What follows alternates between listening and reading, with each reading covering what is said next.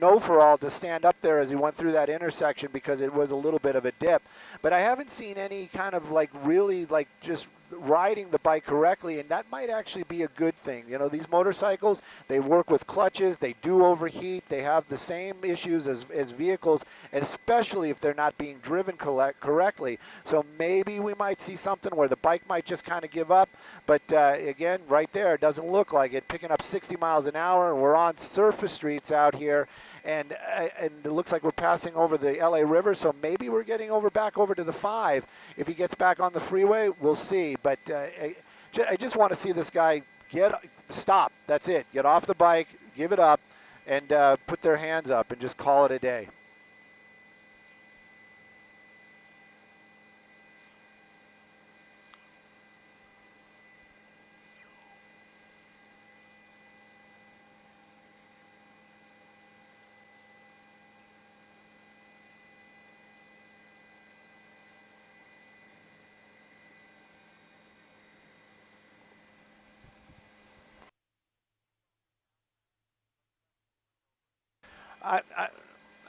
You know what? I was kind of looking for them every now and then. They might have dropped out. We are well into Los Angeles right now. They're getting into downtown LA, Chinatown. It's just the LAPD ship, so there is no ground units right now. There are nobody on the ground chasing him, so basically he is just running from his own demons.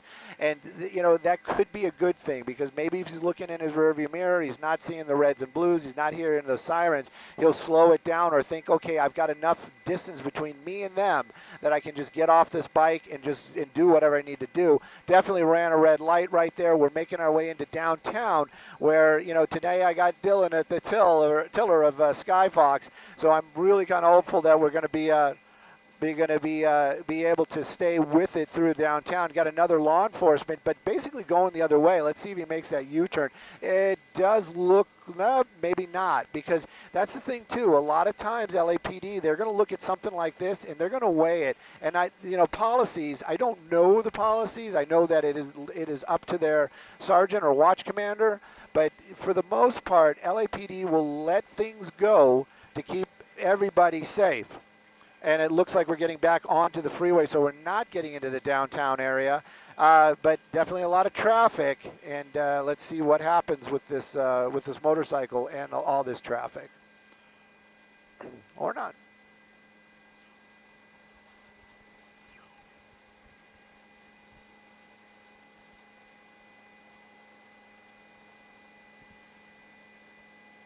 That's skill set.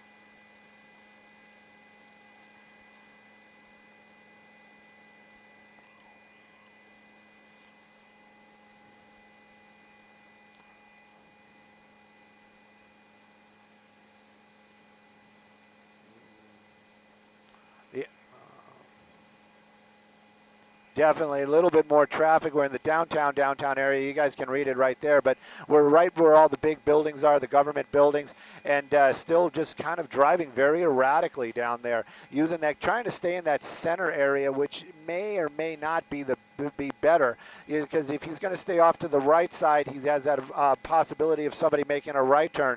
Going to be going right underneath us, Dylan, right underneath us. And again, picking up some speed. But right now, no law enforcement underneath him. They do have a helicopter above him. But, you know, that's the thing, too, is like a lot of times people are going to be like, oh, yeah, of course they're going to hear that helicopter. I have not seen this person with that helmet on. You got to think about that as well. Look up once. So I'm not sure why this person's still driving so erratically. I'm still very hopeful that it's something he's going to click and is going to be like, okay, I'm parking the bike, I'm on foot, I'm just going to try to hide. But right now, we can see it, keeping up those higher speeds, especially for downtown Los Angeles, and definitely kind of staying in that area where the government buildings are. You know, we're very close to City Hall, police headquarters, and things like that. So we're going to keep an eye on it. And again, you said it earlier, Sandra, he's basically just making loops out here. We're making big giant figure eights on these streets.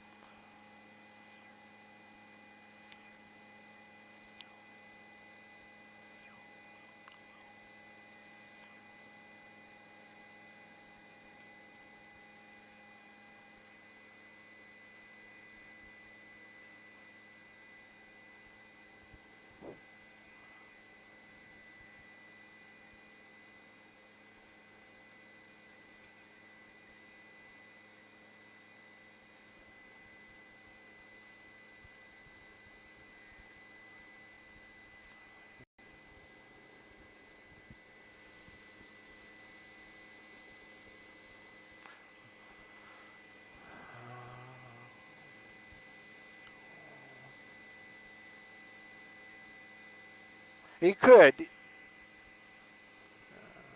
Yeah. Yeah, it looks like, again, it looks like he's making some decisions here. It looks like we actually pulled into an apartment building. This is going to be, oh, what is the name of this? This is the one that caught fire a while ago. Picasso. Is it Picasso? I think it's the Picasso. And just made a turn. Yeah, he made a turn into that parking garage. So I'm going to stay a little bit wider, not for problems of him being injured, but to see if I see anybody running through the courtyard areas or acting unusual. That motorcycle actually had a helmet attached to it on the side, so I'm wondering maybe there was just like we were talking about, just convenient that he was able to, and how did he get into that parking garage? I've ridden my bike past here many a times, and I know that these are, electric gates. So maybe it was just an opportunity. He saw it, opening, so he went ahead and jumped in there. But law enforcement definitely knows. LAPD is talking about it right now. They actually have some units nearby. I'm not sure what they're discussing over here, because I know for a fact that he wound up, he went into this building. But at any rate, we're going to keep an eye on it and, and see what law enforcement's going to do.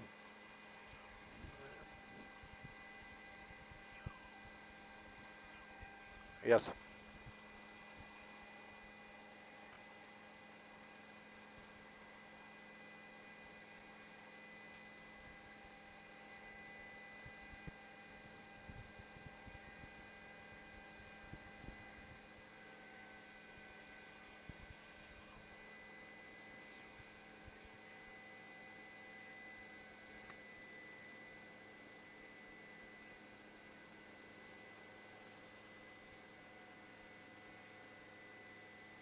Yes, very big. And if this person lives there and they know where they're going, or basically just put the bike somewhere and then made their way over to an apartment, there might be an opportunity to review some sort of surveillance tapes.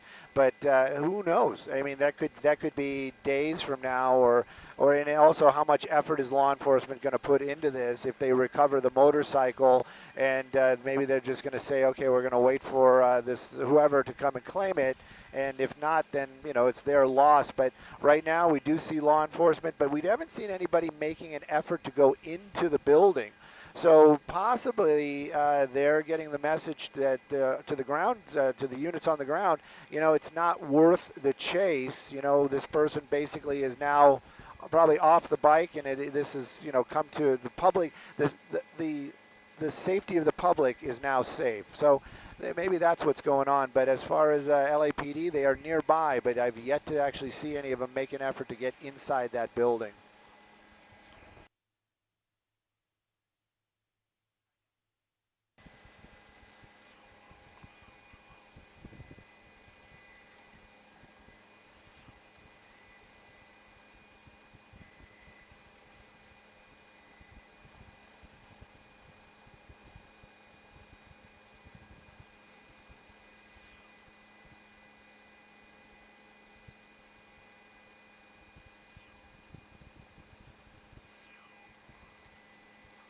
Good call, Christian.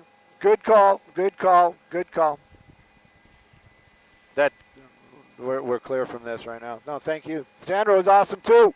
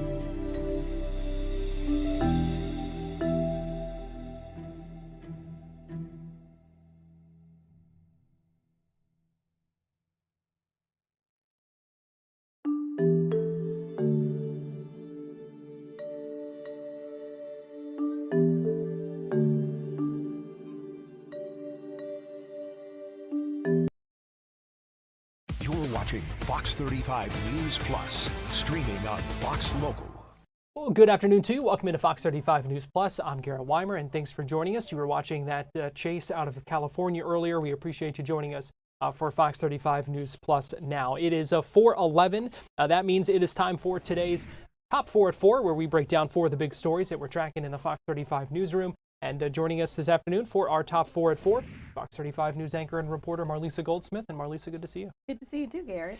So we're starting today with, this is a big story that we've been tracking for a while now, Yes. And an arrest made in an attack of an elderly woman at an assisted living facility. Yeah, there's finally been an arrest made. Let me walk you back to April 29th, where a 90-year-old woman was attacked in her Harbor Chase apartment in the Dr. Phillips area. That's an Orlando senior living facility. Law enforcement's been on the search for this suspect ever since they had surveillance video of the person walking in the facility. Well, last night, a person matching the description of the suspect in that attack was spotted at another senior living facility. And today we learned this young man here on your screen, 26-year-old Derico Hill, has been arrested, accused of battering the elderly woman. He's facing charges of burglary of a dwelling with assault or battery, attempted sexual battery, and battery on a person 65 years or older, Garrett. And some scary details coming out of that. I know there were a lot of questions, and there still are a lot of questions because there's a lot we don't necessarily know, but at least some comfort knowing that the suspect has been caught in this. Yeah, very alarming. I mean, if you look at the details, the 90-year-old woman reportedly was sitting in her home watching Jeopardy.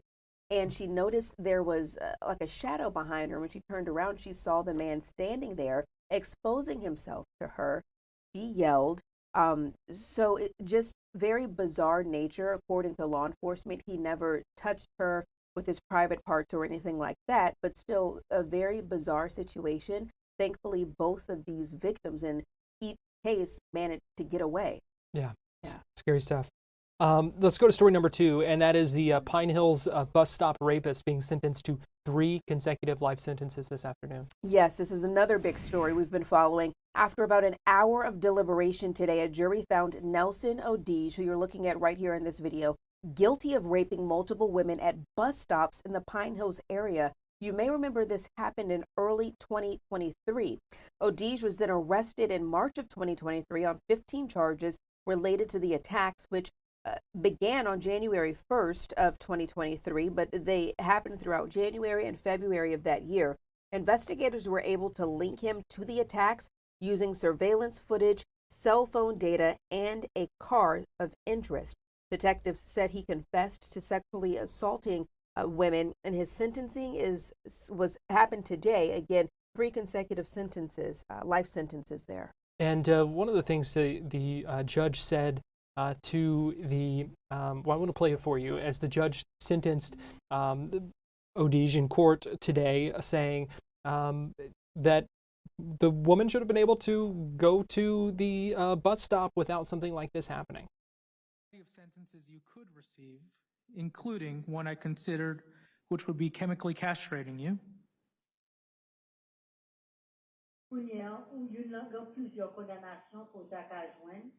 Que je là-dedans, c'est que le sac a coupé partie qui verrou avec la chimie. And I want you to look at me, please. Est-ce que vous voulez regarder? Okay. I want to talk about the victim in this case for a little bit. Vous voulez parler de victime là tout un petit peu. I don't care if a woman lives in Beverly Hills or in Pine Hills. A woman should be able to go to the bus stop at 5 a.m. to make an honest day's living for herself and her family without being subjected to what you did to her. Wow. Strong words from the judge there. Very, yeah. And powerful words and true words as well. And I'm glad he took a moment to tell him, no, raise your head and look at me when I'm talking to you, because these are very serious offenses. Yeah. I'm sure they have impacted the women. They will impact them for the rest of their lives. Yeah, and it was multiple women, in that area, and like you said, changed their lives forever, probably. So 3 life sentences. for Nelson Odige. From the a meeting in Ocala today, the Florida Fish and Wildlife Conservation Commission moving forward with plans for a bear hunt. Yes, we are here yet again, Garrett. FWC taking another step forward toward reinstating that bear hunt. Wildlife commissioners voted 4-1 today to have a black bear hunt for 23 days. This will happen in December, but the measure must first be voted on again in August in order to be finalized and official. The goal of the hunt here is to remove 187 bears from an estimated population of about 4,000. Supporters say the hunt is an opportunity for hunters to help with population control. You know, we've seen so many bears, we've reported on them just about everywhere, while opponents say it's unnecessary and it really is inhumane. And there were a lot of people who spoke today. They took public comment for 3 hours at that meeting in Ocala. They said I didn't count, but they did say at the beginning of the public comment period that 170 people had signed up, and so they each gave them about a minute, and so they extended that public comment period, typically only 2 hours, extended that to 3 hours to allow people to talk, because there were a lot of people with opinions, with perspectives they wanted to share with this, because you know, it was controversial back in 2015 when the last one happened. Became even more controversial after it had to end after the opening weekend because of the 300 bears killed, and so it did not end up lasting that entire period. So a lot of questions, a lot of concerns, but we did hear from a number of folks who were against it, also a lot of people who were in favor. And like I said, I didn't count. I don't know how many one way or the other, but there was certainly a lot of feedback at that meeting today. But as you said, moves forward, and we'll see a final vote coming up in August. And you mentioned the 2015 year, it had to stop, and it was only on the second day when they had to end that. Yeah, so 300 bears in just 2 days. Unbelievable. And had to cut that short. Yeah. Finally, the day we've been talking about for so long is just about here. Epic Universe grand opening in just hours now. I think we can say that. Yeah. I mean, we've been talking about this for 6 long years, Garrett. Universal's highly anticipated Epic Universe theme park opens its gates. It opened to members of the media this week, offering a first look at one of its 5 immersive lands, Isle of Berk, inspired by How to Train Your Dragon franchise. Now, each guest, they enter into each world through what's called a portal. It's a dramatic reveal that kind of transports them into new realms. And for Isle of Berk, it's a step into a land where dragons soar, Vikings roam, and the spirit of DreamWorks, it really comes to life. You can take a look here. It is incredible. I have not been out there yet, but from what I hear from other people, especially our colleagues, Garrett, this sounds like it is the place to be. The land features 3 rides, interactive experiences, character encounters, and the food lineup, my friends. Oh, it truly deepens the experience is what I hear. Stephanie Buffamonte, I don't know if you saw this yesterday, Garrett, but Stephanie, she's kind of been one of our insiders, if you will, here at Fox 35. Let me tell you about one of the menu items she got to taste. I want to make sure I get it right. It's a signature dish that is creamy mac and cheese, topped off with a little pulled pork and some peanut bacon jam. I've had it. No! You got it too? Yep. Johnny's over here laughing. Am I the only one who has it? So I went to, I bought tickets to the preview last week. You were filling in for me, so thank you. Is that the truth comes out? I am going to management about this. Yeah, so I guess I should have brought you a mac and cheese cone. It was very good. Oh, we can man. stop talking about it now, but yes, I would highly recommend it. It is great. A lot of good food items in that entire park, though. Is Drew making its way out there? Oh my gosh, it sounds so good. I can't wait to go check it out, though. Yeah, it's a lot of fun. So many just cool things to see, cool things to ride, cool things, like great things to eat. The food is incredible. So big crowds expected out there tomorrow. We're going to have a ton of coverage on TV and also on streaming. We're going to be streaming from 11 to 5 tomorrow. I'll have a lot of cool things planned throughout that day. So you hope you join us here on Fox Local. And Marlisa, yeah, you're going to have to get your hands on one of those mac and cheese cones. You should have asked Stephanie to bring you one. I know. So we're 2 for 2. You and Stephanie are on my bad list now. I know. Gosh, I definitely owe you one. Well, we appreciate you joining us today, Marlisa. That is our top 4 at 4. We're going to take a quick break here, and we'll be right back.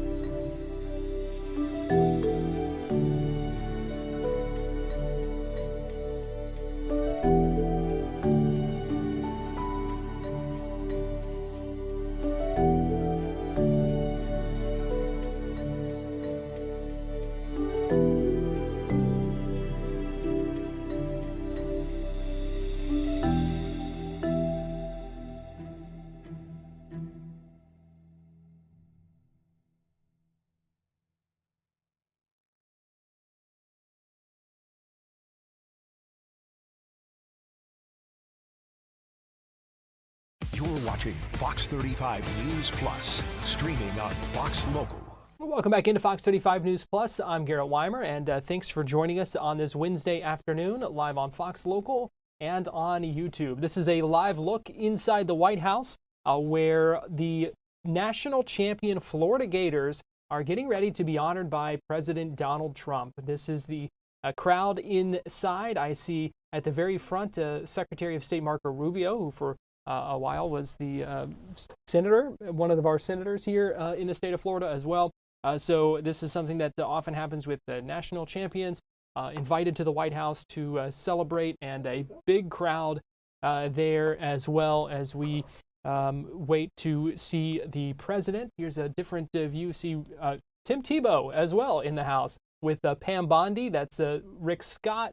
I'll also see Ashley Moody as well, a number of others from Florida's congressional delegation, and others as well in the crowd at the White House. But yeah, Tim Tebow, Florida Gators quarterback at one point, and a legend. We have seen him at the White House in recent days for a number of different reasons, and we expect to hear from the president and see the Florida Gators basketball team any minute now. So when this begins, we will bring that to you live here on Fox Local. We know you won't want to miss that. But in the meantime here, I do want to play for you Governor Ron DeSantis speaking in Polk County just a little bit ago, where he signed 2 bills from the state legislature. One allowing child care facilities to use the Guardian program, in addition to schools. Another bill imposes stricter punishments on swatters.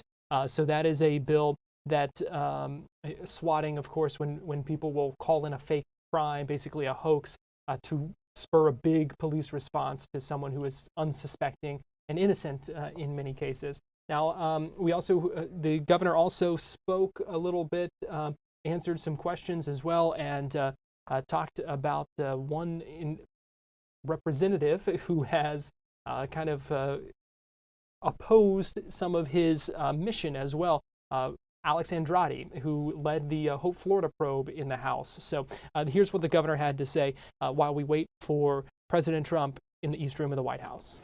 So there's been a whole host of things that we've done through the years. I think the legislature's been very generous in providing support for the school districts in this. And so that kind of brings us here today for this first bill, which is on school safety. This bill expands upon the Guardian program to authorize child care facilities to utilize guardians, just like our public schools and private schools do.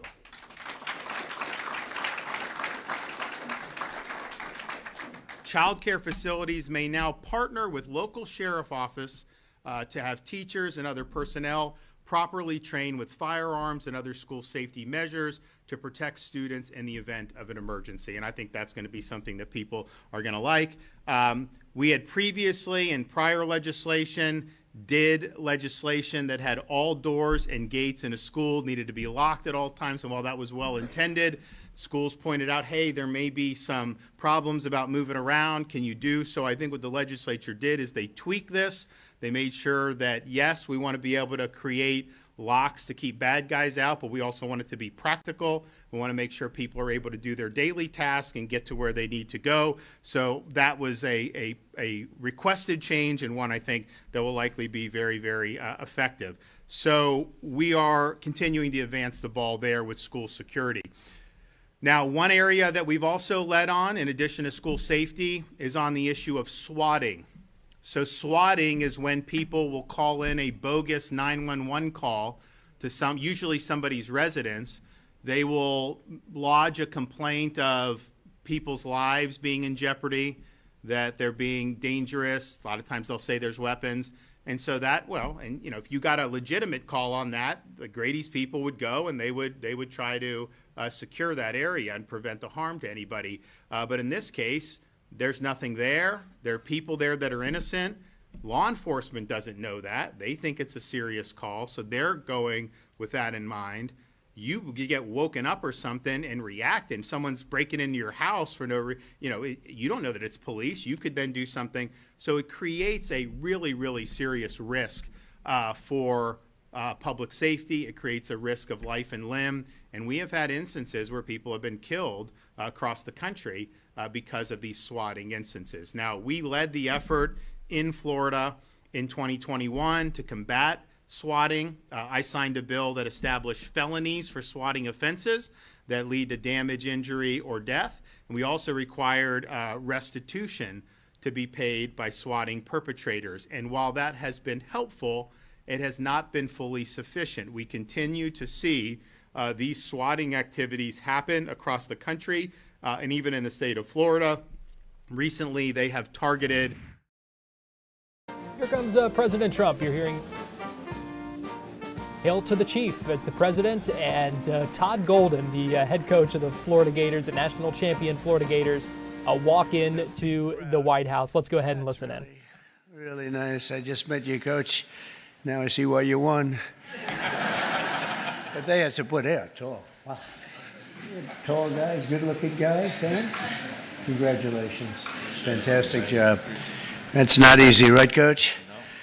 But today we're delighted to welcome the 2025 NCAA basketball champions, the University of Florida Gators. Congratulations. Hello, Tim.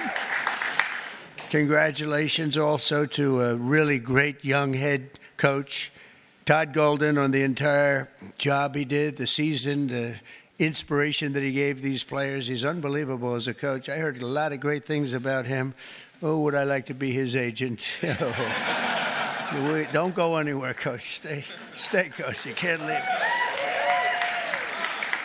And joining us this afternoon is University of Florida's interim president, Kent Fox. Kent?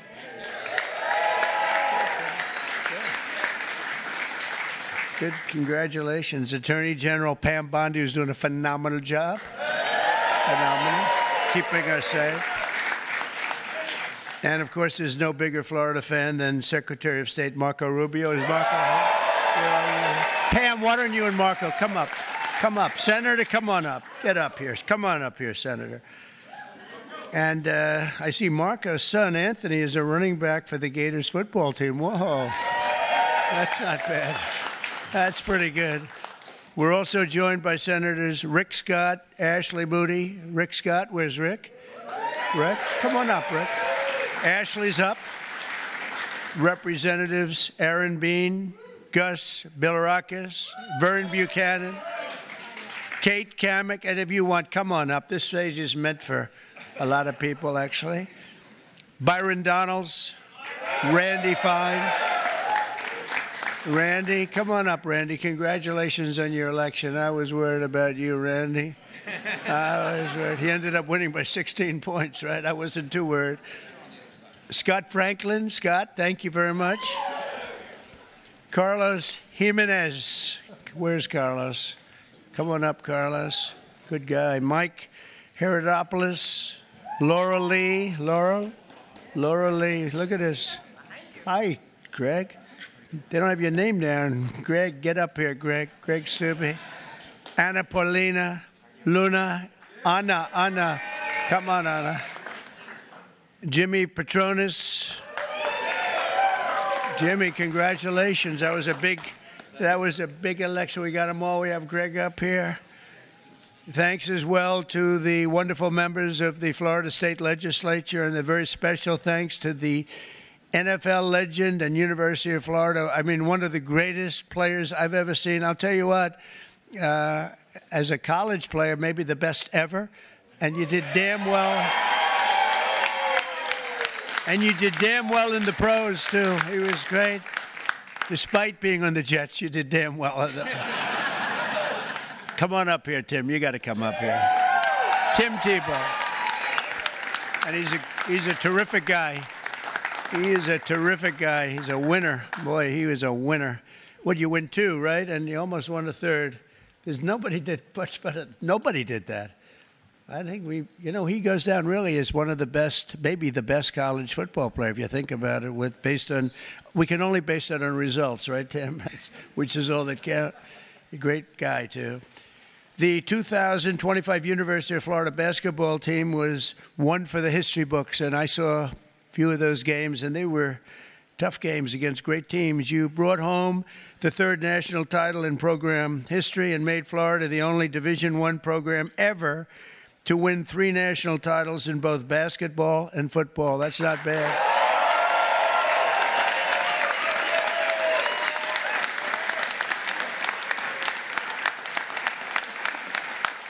The team was hot from the very beginning, starting off the year with a 13-game winning streak and roaring to a 27-4 record in the regular season against really, really good competition, including 2 wins over number 1 ranked opponents. In one of the pivotal moments early in the season, the Gators found themselves in a fierce battle with South Carolina, great team, trailing the Gamecocks 52-38, Coach. That's pretty good, Coach. They're not too happy about it, are they? That's one of those, you're happy, but they're not happy when that happens. With 12 minutes left in the clock, fighting against time, the Gators clawed your way back into striking distance. With just 5 seconds left in the clock, senior guard Will Richards seized his moment.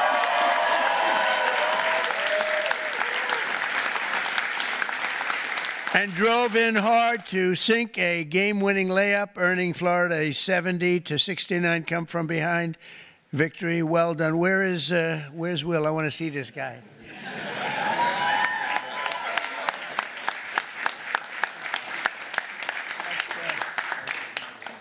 That's great, Will. Boy, oh boy, these are good-looking guys. And they're definitely tall. One of my guys said downstairs, he's a big guy, he said, these are the tallest human beings I've ever seen.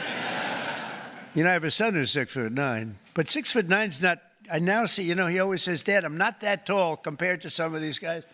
And now I understand what he's talking about. By the SEC tournament, Florida truly caught fire. The Gators even set a new tournament scoring record when you beat Alabama 104-82 in the closing minutes of the SEC championship game against Tennessee.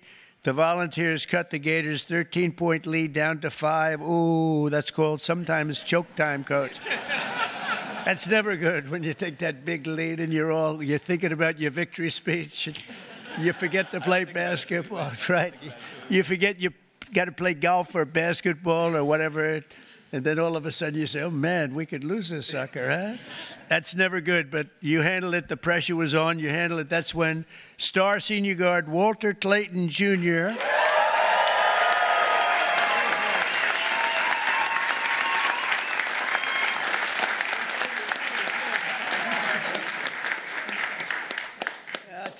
I hear he's really good. See, he's really rich, too. You know that. Seize control of the game. Not yet. Not yet. Yeah, not yet. Right, not yet. Is he coming back, Coach? No, he'll be playing the NBA next year. Well, then he's rich. No, I hear he's unbelievable. Special. It's going to be a very early draft choice, sir, I think. If they're smart. If they're smart. Seized control of the game and scored 8 straight points, leading the Gators to your first SEC championship in 11 years and earning himself a title in tournament MVP. That's great. A lot of MVPs up there. Up next was the big dance. Florida opened March Madness with a commanding win over Norfolk State and followed it up by edging out two-time defending champ UConn. That's tough. In a thrilling 77-75 win. Some of these games are close, Coach. Eh? You know what they say about those close? That means they have a good coach. I don't know about that. You won a lot of close games here. The Elite Eight brought to a face-off with Texas Tech down by 9. With under 4 minutes left, Florida responded with a furious rally led by sophomore Thomas Hawk, who made back-to-back three-pointers. Back-to-back.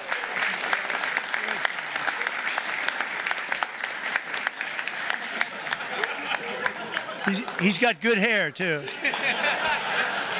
Nice hair. He's got no hair loss problem, I can tell you.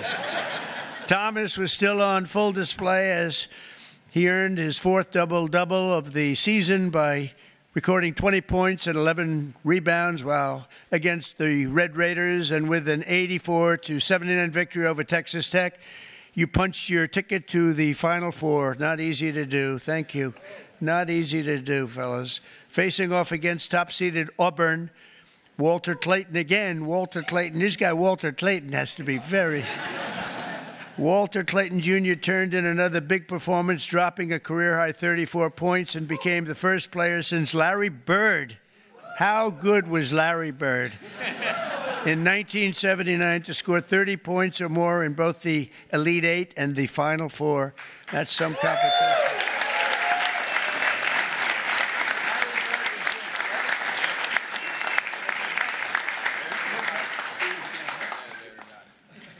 They like Larry Bird. I do too. So in the championship game against the Houston Cougars, what became one of the most hard-fought title games in college basketball history, the first half was a battle over every point, with both teams playing ferocious defense and the lowest scoring first half of a championship game since 2011. The Gators fell behind, and it was looking bad. But in the second half, Florida stormed back with a 14-3 run. That's not bad. With less than 60 seconds left on the clock, Houston led by 1 point. Did you think you were going to win? I did. That's what he gets paid for. This guy's good. Houston then fouled Elijah Martin. Okay, where's Elijah?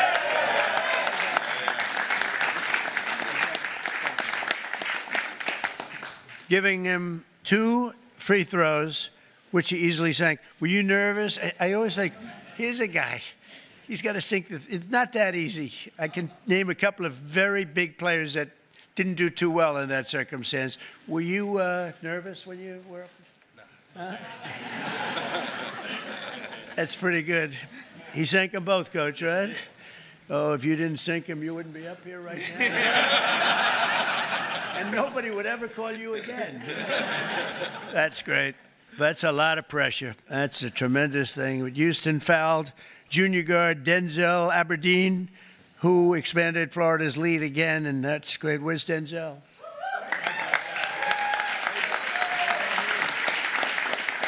I love that name, Denzel Aberdeen. I have a place in Aberdeen, Scotland. I like that name, Aberdeen. And he's a good player, Coach? I'd like to have him say, no, not that good. You look like a good player. On Houston's final possession, the Gators clamped down, pressured the ball. That's right, I saw that game. That was a crazy game. And forced a turnover. The ball rolled loose, and the Gators clinched the national championship 65-63 in one of the most exciting games and championships they've ever had.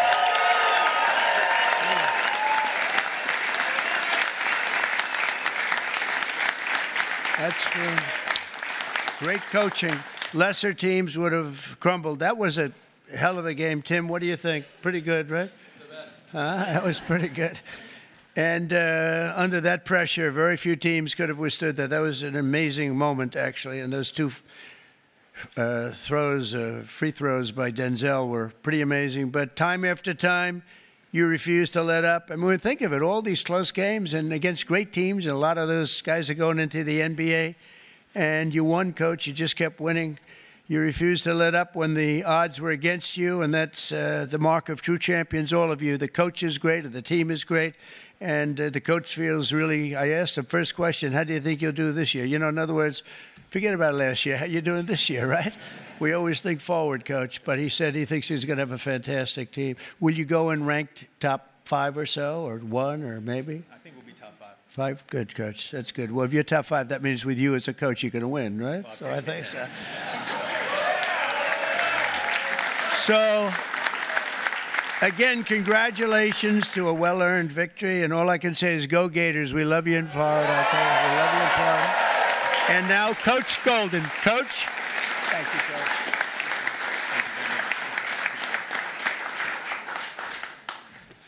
Whoa, my passport.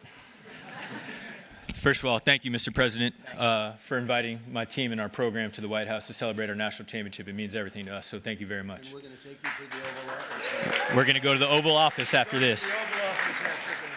Yeah, it's and then we just want to thank all of our friends and family and supporters of our program that are here today, enjoying this moment and celebrating with us. If it wasn't for your all support all year, we wouldn't be here. So thank you all very much.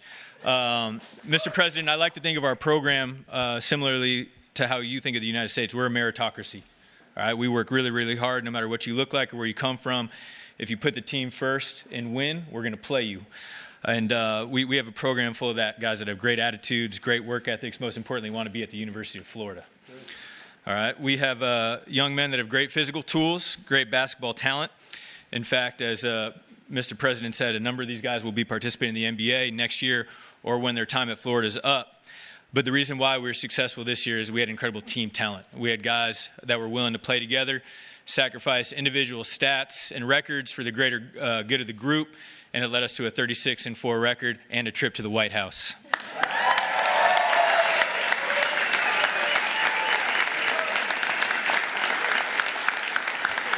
I'm incredibly proud of my players and our staff and the work that we've done over the last year.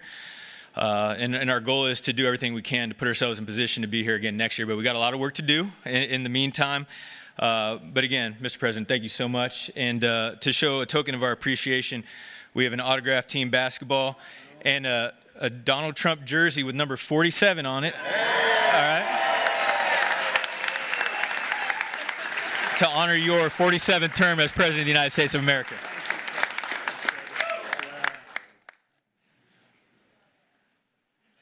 Thank you very much. That's beautiful. Yeah. Thank you. Thank you all very much. Go Gators.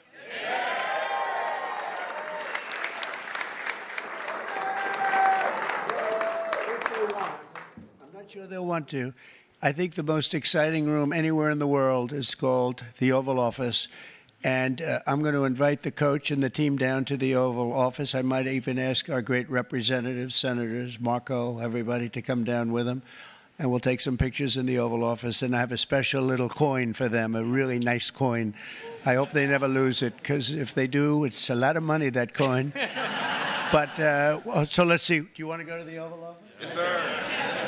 I thought they were going to say that. Thank you all very much. Great team, great everything. Thank you. Fantastic. Thank you very much.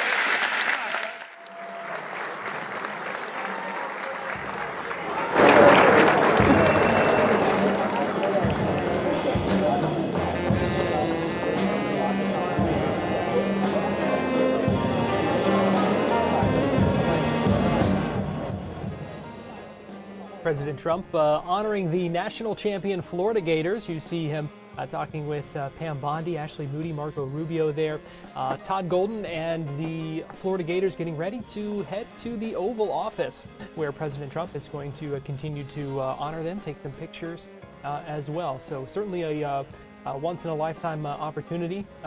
Although you hope not. You hope they might be back there again next year as well. But exciting day for the team to be able to celebrate a national championship at the White House. We are going to take a break here on Fox 35 News Plus, but we will be right back after this.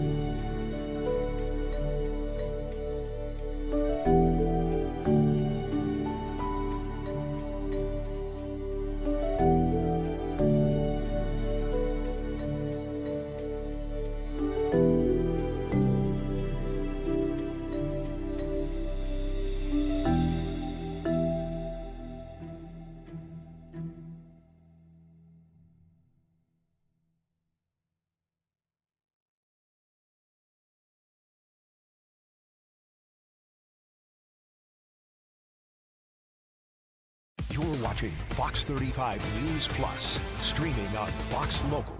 Welcome back into Fox 35 News Plus. Here's a live look at Epic Universe. You might think you're on a roller coaster right now. No, that is just the wind blowing our camera from International Drive there. But you might feel the same way if you're going to Epic Universe tomorrow and riding some of those rides. There are some good ones, including the Stardust Racers, which you saw right there. It is a big day tomorrow, and it's been an exciting week leading up to the grand opening of Epic Universe tomorrow. They've had the media days the past couple of days. Today, we saw the openings of the portals for Harry Potter Ministry of Magic and Dark Universe, opening the portal into Darkmoor. And they had some pretty cool ceremonies outside those portals as they opened today for the first time. I want to play for you. This was the opening of the Harry Potter portal earlier today, where we saw appearances from actors from the Harry Potter franchise. At the ready. Because a world of fantastic beasts and magical creatures awaits you all. The wizarding world of Harry Potter, the Ministry of Magic, is right beyond this portal. So, follow us for your next epic adventure. Come this way, everyone. Cheers there from as Fred and the actors that played Fred and George Weasley and Professor Flitwick as well, opening the portals into the Harry Potter Ministry of Magic, transporting you into 1920s Paris on the other side of that portal. And as soon as you cross over, you do feel like you are right there. I also want to play for you a little bit of a longer ceremony, and pretty cool, very cinematic, as they opened the portal into Darkmoor. That is the Dark Universe and the area where you will see many of the Universal monsters.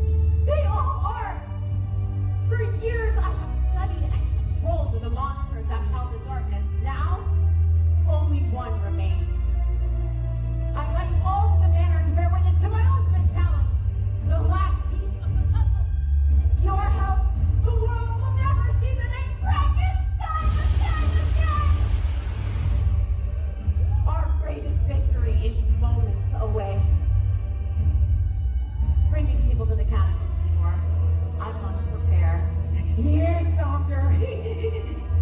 Go on, get out of here.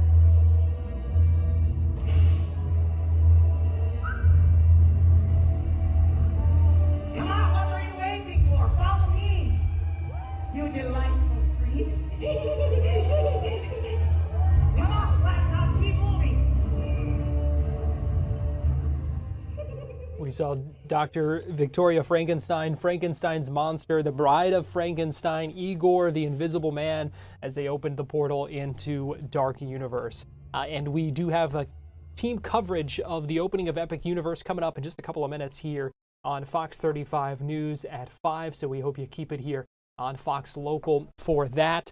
We also have a lot of coverage planned for tomorrow, not only during Good Day Orlando and our evening news tomorrow, but all the way in between. From 11 to 5, we will be streaming here on Fox Local.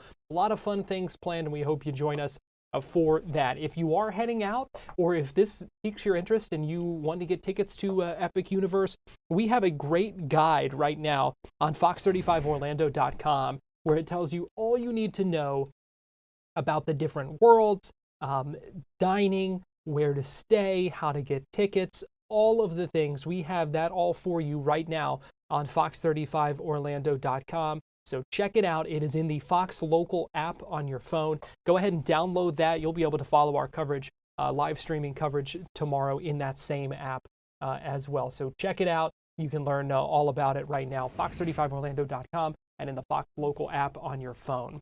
Well, that's going to do it for us here on Fox 35 News Plus. We will go ahead and send you out to Studio B for the start of Fox 35 News at 5. You see Marlisa and Luann getting ready for that newscast. We have John Brown, who is anchoring from outside Epic Universe. We have Stephanie Buffamonte, who is at Epic Universe as well with more coverage.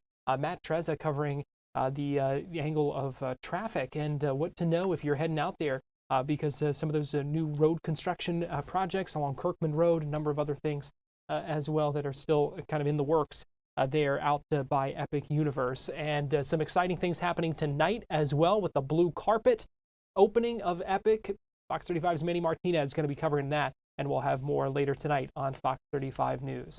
So thanks for joining us. We will see you right back here tomorrow at 11 a.m. for more Fox 35 News Plus, and join us for our special day as we celebrate the grand opening of Epic Universe. See you soon.